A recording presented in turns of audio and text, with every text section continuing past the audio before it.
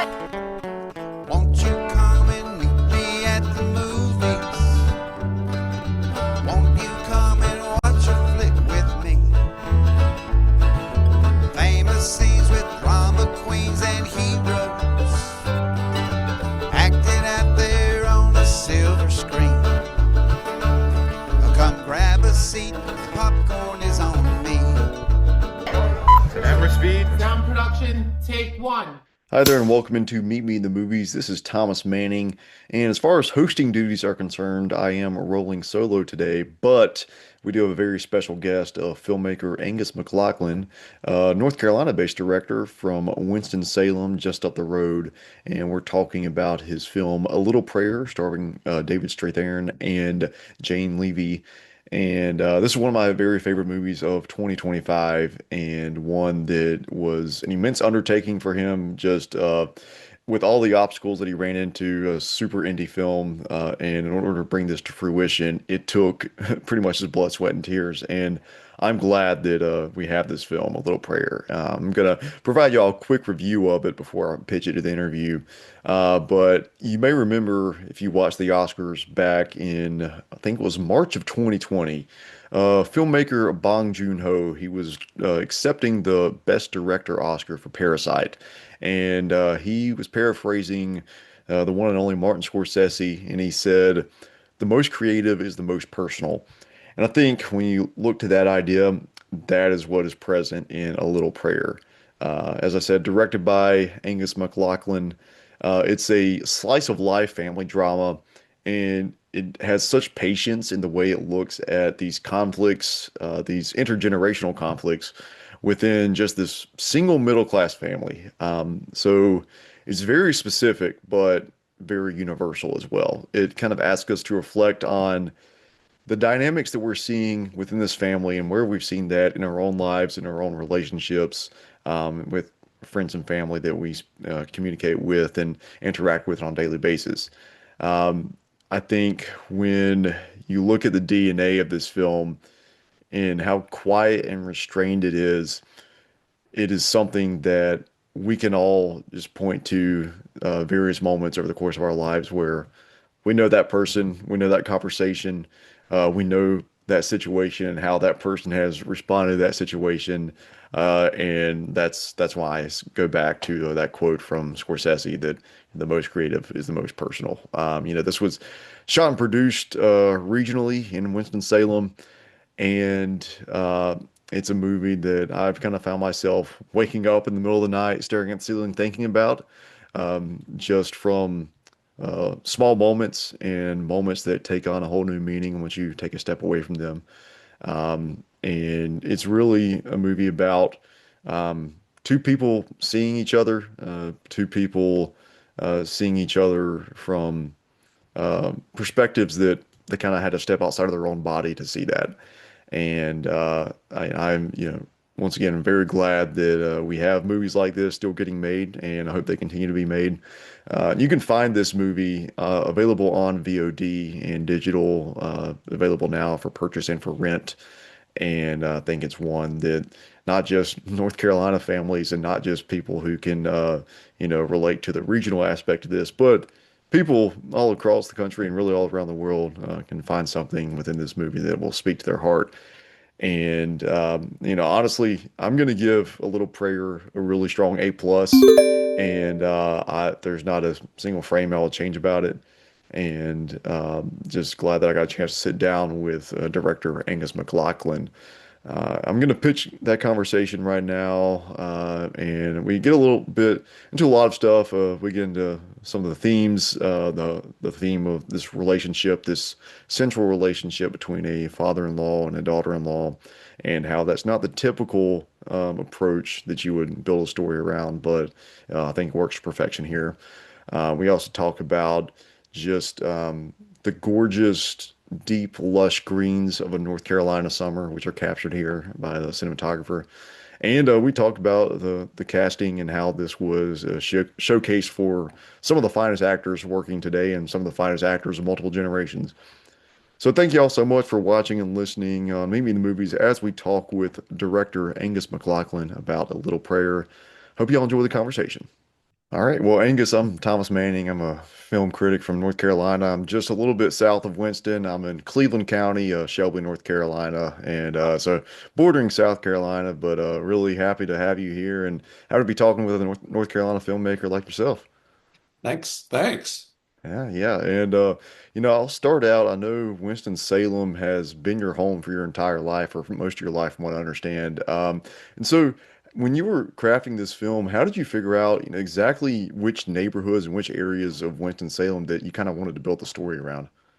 Well, the neighborhood that it's set in and where we filmed it is called Connock Hills. And I knew of it as a kid. I had two friends who lived there, who incidentally were Moravians, which figure in the film. And when I started writing the script, I just imagined it taking place there. It's a really interesting neighborhood.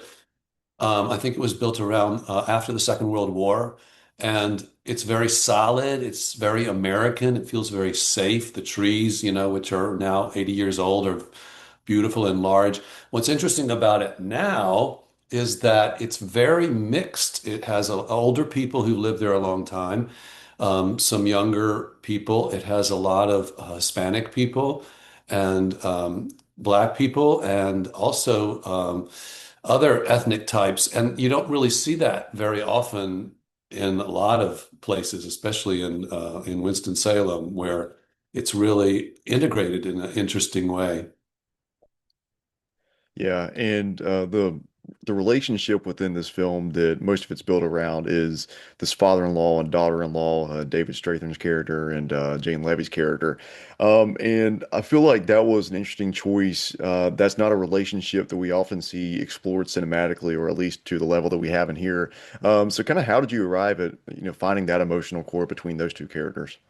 I thought it was interesting. I often think it's interesting in families where the closeness isn't who you would expect. I wrote this film called Junebug, and in that film, Amy Adams' character loses her baby, and in the hospital, it's her brother-in-law when you would think it would be her husband.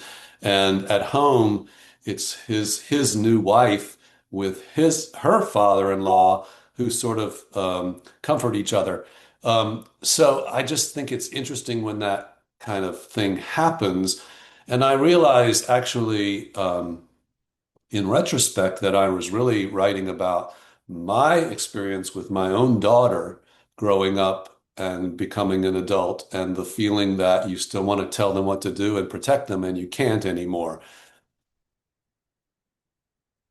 And with your casting director, Mark Bennett, you mentioned Junebug. I think that's how far back y'all go. So y'all have known each other for quite some time.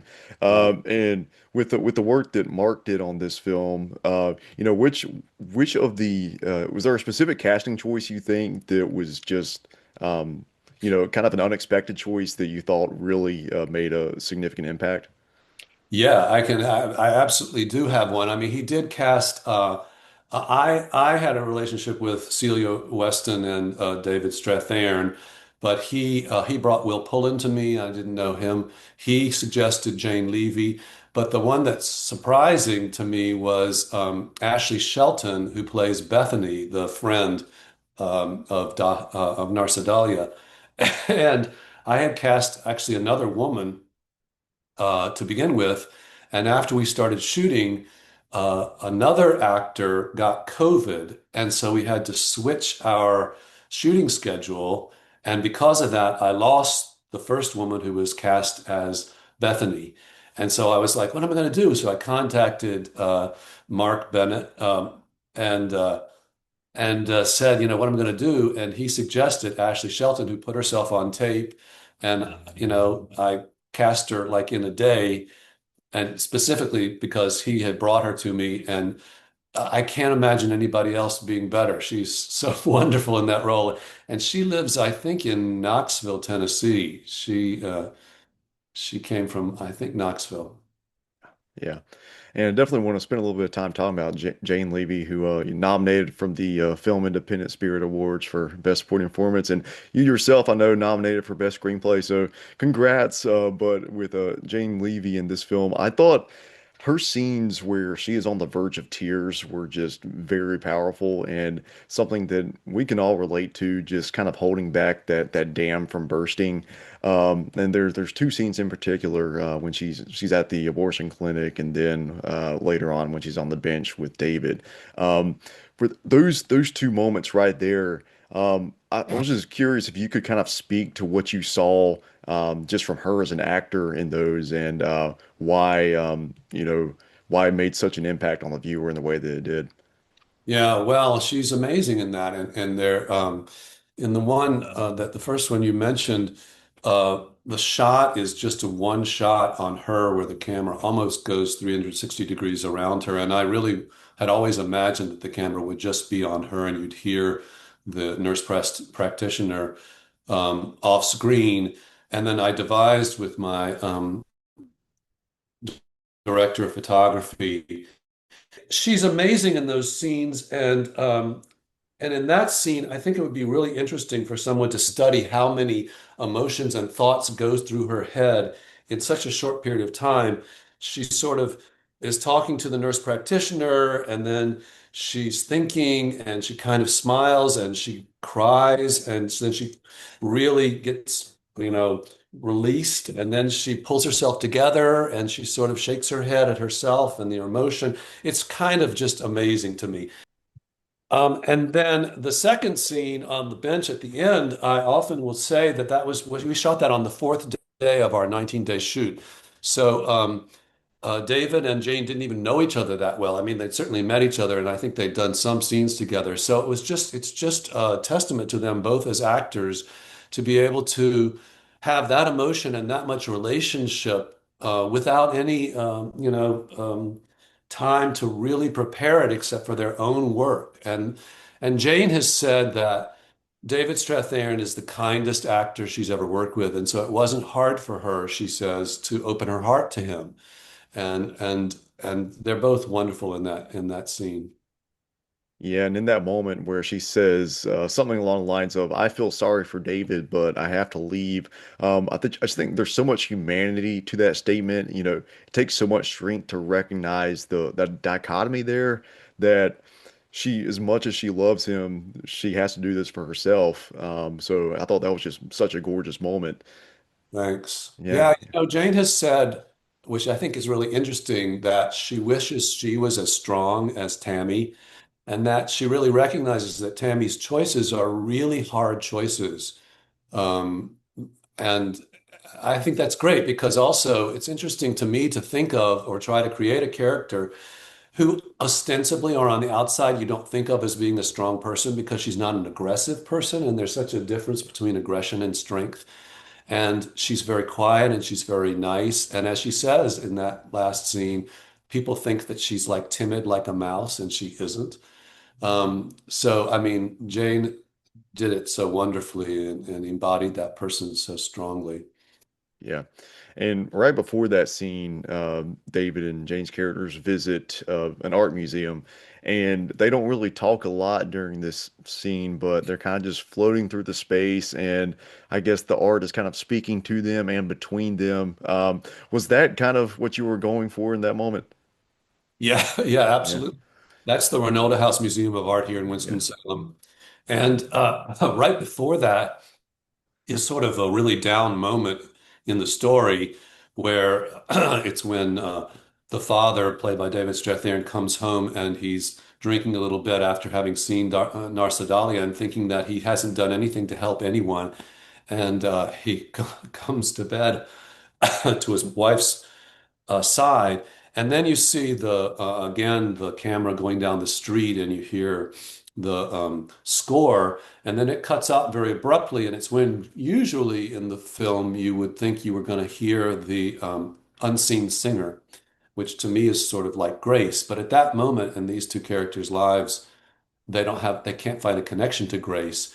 And so when when David's character, Bill, takes Tammy to this museum and she says that she's never been there before, he shows her art and somehow and then they read the little legend beside the painting, the Andes of the Ecuador by Frederick Law Church, that says about its panorama, and it's about looking in a larger way to sort of transcend your own grief or your own difficulty and to see a bigger picture, and then at the very end, that's what she says when she looks out into the greensward, the lawn in front of the museum, that here's a panorama right here. And hopefully it's that, yes, things are not resolved completely. It's going to be hard, but she's seen something. And I wanted it to be that he brings her to art because that's what art does for me.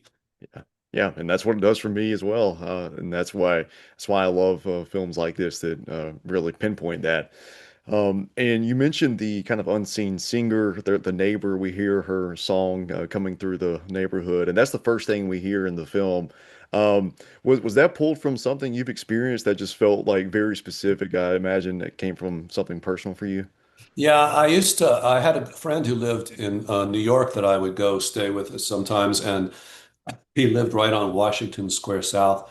And there was some woman that would walk down the street at 5:30 a.m. every day and sing at the top of her lungs, and it would reverberate off the buildings, and she couldn't sing very well. And I would always run to the window to try to see her, and I could never see her, which I thought was funny and mysterious and odd. And so I took that and put it into this story.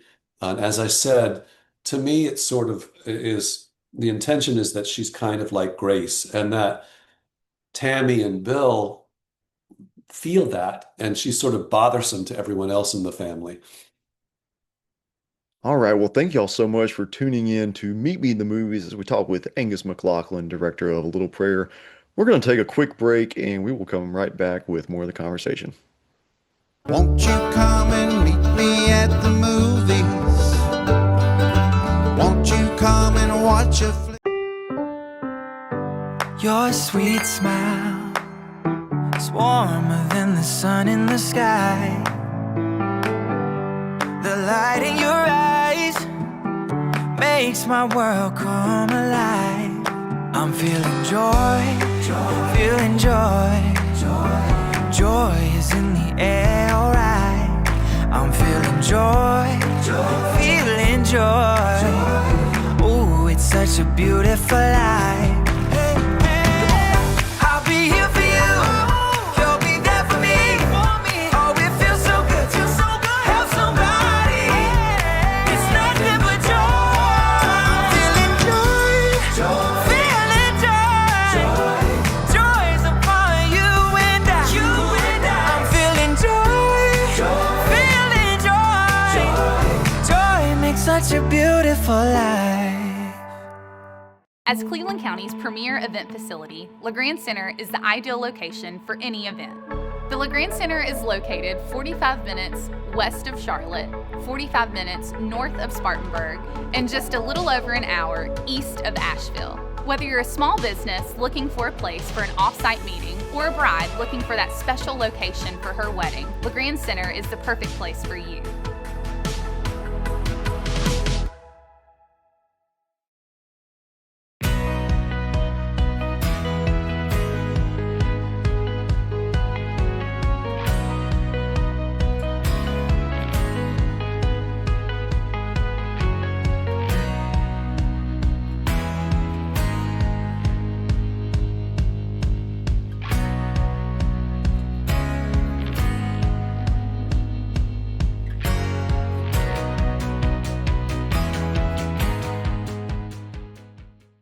Won't you come and meet me at the movies?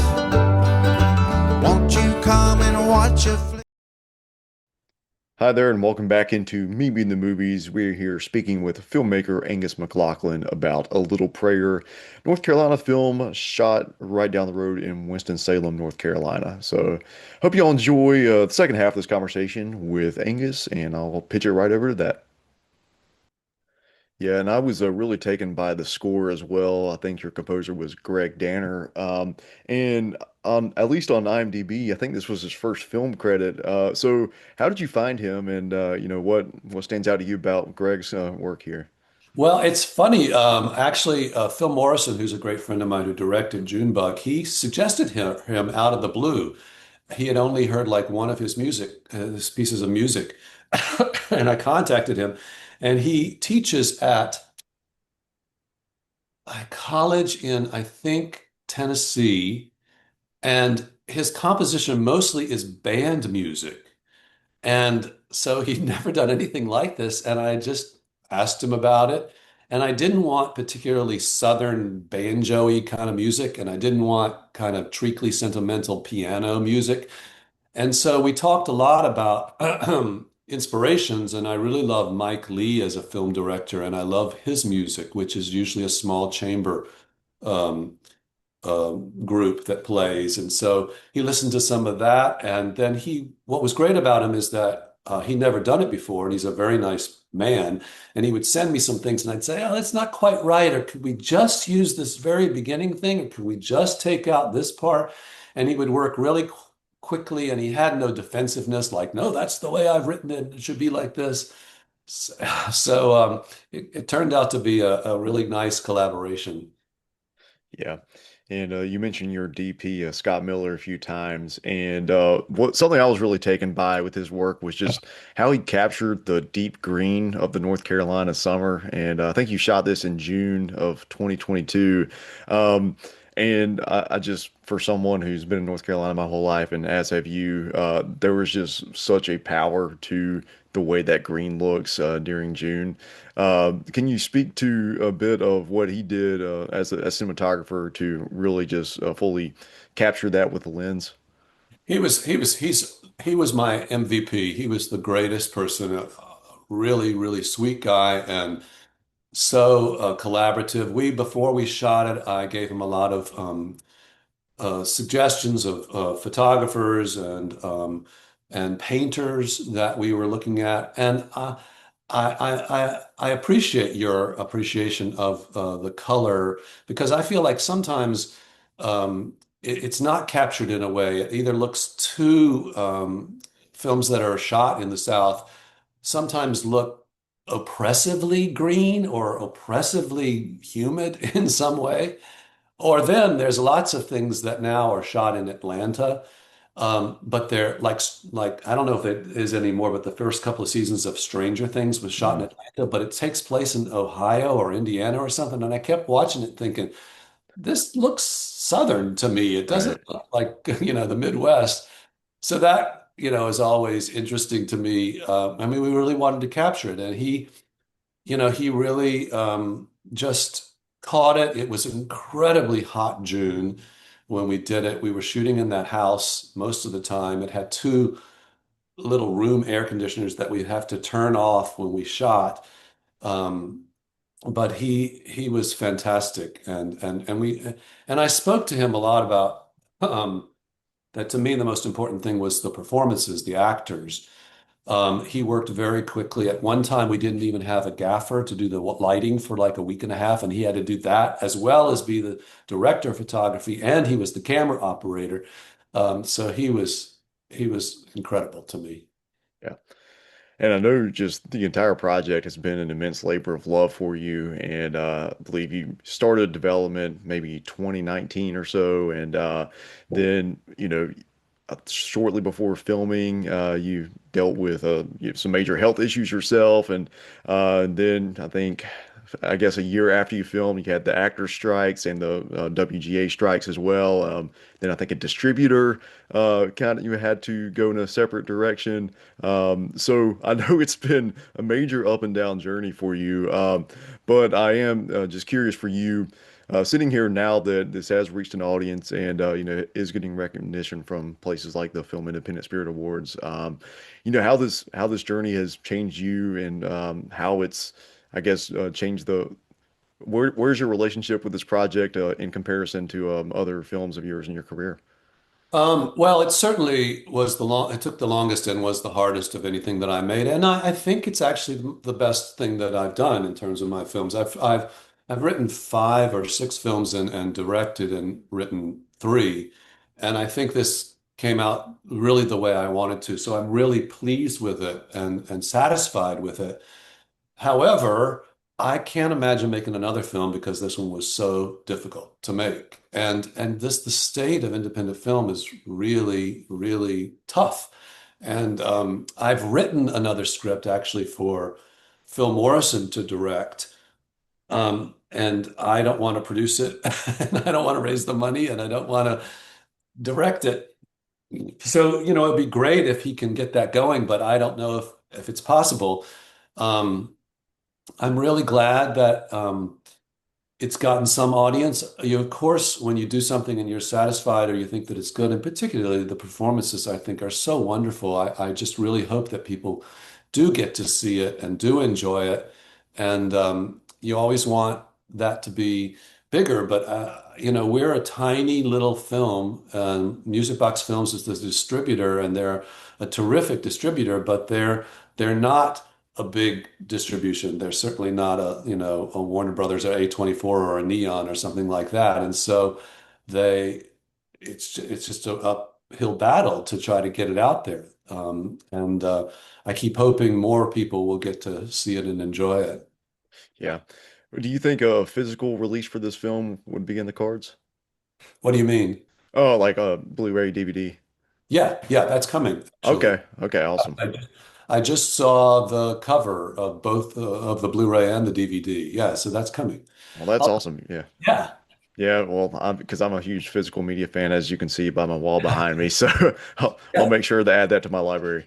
Yeah, I got to do a director's commentary, which was really fun to tell a lot of these backstories of what happened and what I was intending. So I really enjoyed doing Okay. that. Well, that's great to hear because I love commentaries, love special features, which those are increasingly a lost art, unfortunately. So, Yeah. yeah, I'll be looking forward to that. Oh, yeah. Well, Angus, I really do appreciate your time, and it's really been a privilege. And congrats on really such a beautiful film that moved me and reached me and a few friends of mine as well. We've talked about it. It's one of our favorites of the year. So, thank you for bringing this to us. And I know you said that you don't see yourself making another film, but you have my you have my support, and I hope Thanks. you perhaps at least consider it. So, Yeah. Can you write a big check? well, unfortunately, I can probably write about $10 check or so. I don't think you can make A little much bit money. helps. Anyway, well, thank you very much, and I really appreciate it. And do as much as we can get the word out and get more people watching it. It's fantastic. So thank you very much. Yeah, thank you. Well, you have a great day, Angus, and Lisa, thank you for helping setting this up. Well, thank you so much again to filmmaker Angus MacLachlan, director of A Little Prayer, for sharing his time with us here on Me Be the Movies. Thank you to Music Box Films for setting up this conversation and getting Angus on the show. And just thank you to Angus for what he's done for filmmaking here in North Carolina. And as we know, as audience members of Me Be the Movies know that we love to support our own here. And North Carolinians who are continuing to make beautiful work. They are they're very much present around us. And sometimes you just got to go out and looking for them. And so thank you to Angus MacLachlan, and thank you to everyone watching and listening. As we spoke about A Little Prayer, I highly recommend you seek that one out. Available now on digital and VOD. And be on the lookout for that announcement about the physical release on DVD and Blu-ray with some special features, it appears, some audio commentaries from Angus himself, something that I'm always a massive fan of. So thank you again for tuning into the conversation, and we will see you next time on Me Being the Movies. And until next time, that's a wrap. Many films to view until we meet again. Next time we see you, we'll gladly fill you in. We'll tell about the happy and the sad ones. We'll talk about the good ones and the bad ones. Many films to view till we meet again.